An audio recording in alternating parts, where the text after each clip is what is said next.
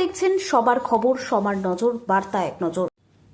কুশমন্ডিতে বিজেপির শক্তি বৃদ্ধি। বিজেপি প্রার্থী তাপস চন্দ্র রায়ের নেতৃত্বে 30টি পরিবারের ঐতিহাসিক যোগদান। 2026 বিধানসভা নির্বাচনকে ঘিরে দক্ষিণ দিনাজপুর জেলার কুশমন্ডি বিধানসভা কেন্দ্রে বিজেপির শিবির জমে উঠেছে রাজনৈতিক উত্তেজনা।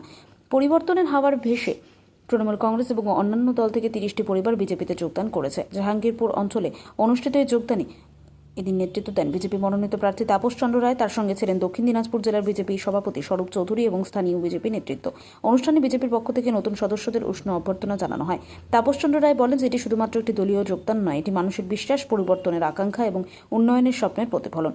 কুশমন্ডির উন্নয়নই আমাদের অগ্রাধিকার।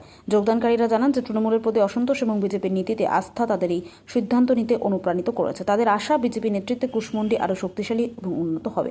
স্থানীয় বিজেপি নেতৃত্ব মনে করছে এই ঐতিহাসিক যোগদান আসন্ন নির্বাচনে দলের অবস্থানকে আরও দৃঢ় করবে। বিজেপি কর্মীদের সঙ্গে চাঙ্গা মনোভাব এবং আত্মবিশ্বাস লক্ষ্য করা যাচ্ছে। দক্ষিণ দিনাজপুর থেকে জয়দীপ মৈত্রর রিপোর্ট, বার্তা এক নজর।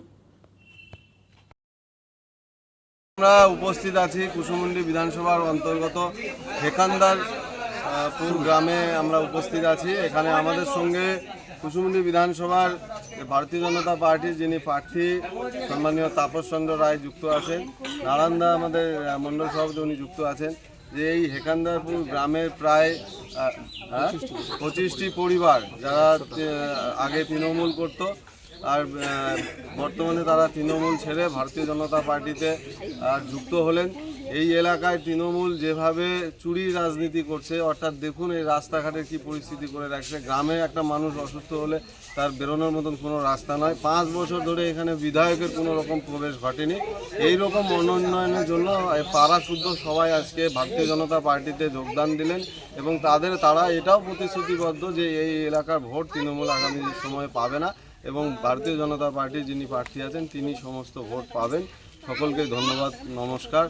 আর আজকে যারা আমাদের মধ্যে উপস্থিত হলো তাদেরকেও আমরা বিভিন্ন কাজের সঙ্গে সংযুক্ত রাখবো এবং তারা ভারতীয় জনতা পার্টিকে আর এগিয়ে নিয়ে যাওয়ার জন্য তার প্রচেষ্টা করে যাবে।